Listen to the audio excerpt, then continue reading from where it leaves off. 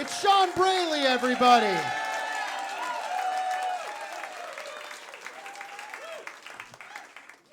So, Scott, why didn't you show us your nipple, man? I'm going to have to see it afterwards. So I used to be a pastor, not anymore, but I miss it, you know? Now I just hang out in my room alone, preaching sermons to myself. I call it pastor baiting.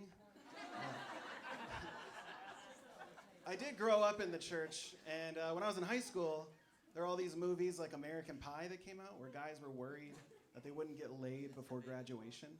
And I couldn't relate, you know, I was saving myself for marriage. I was worried that I wouldn't get laid before the rapture.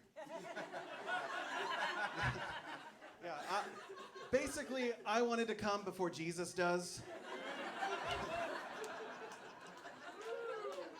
But when I was 15, the unimaginable happened, and I got my first girlfriend. And it was great, you know. We had our first date, we had our first kiss. Second date, we got to second base. And naturally, you know, the third date, we started dry humping. Yeah. And we stayed on that base, whatever base that is, for 5 whole years. Yeah, it was rough. It was traumatic, actually. Like, so traumatic, in fact, that today I can't even order wings with a dry rub.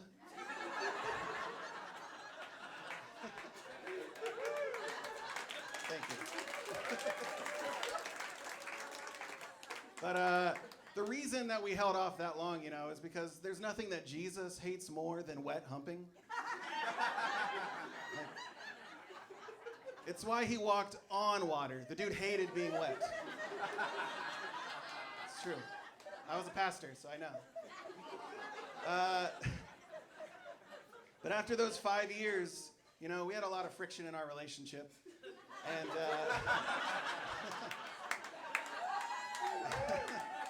and so we decided we would do the only logical thing, and that was to get married. Yeah. And so I got to tell you guys, the wedding night, you know, we got back to our hotel room. There were rose petals laid out on the bed. It was romantic. And the sex, I preferred the dry humping.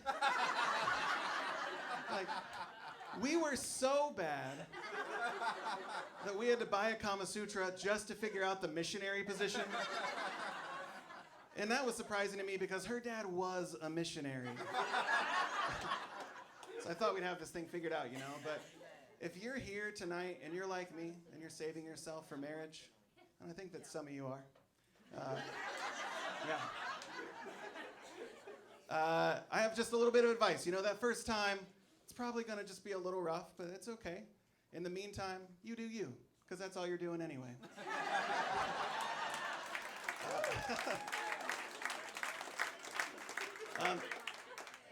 So even after all that, I'm somehow still a Christian.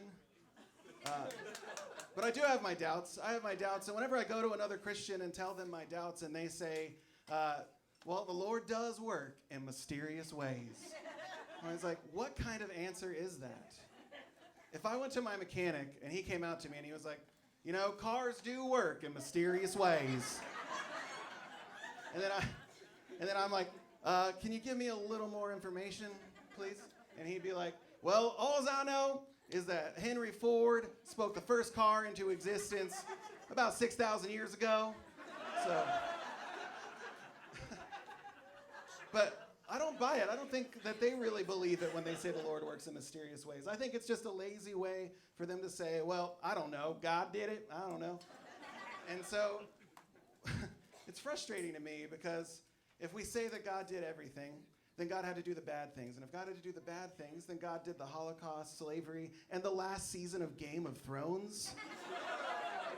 And I don't know about you guys, but I don't want to worship a God like that. I'm going to close with this. My grandma, I found out recently that she is racist. Probably should have known that. But I should have known that because she is a white 80-something-year-old lady from eastern Kentucky, you know. but also because their three exports are horses, bourbon, and calling the cops on black people at barbecues, right? And it looks like that's my time, guys. So thanks so much. Shawn Braley, his grandma's racist.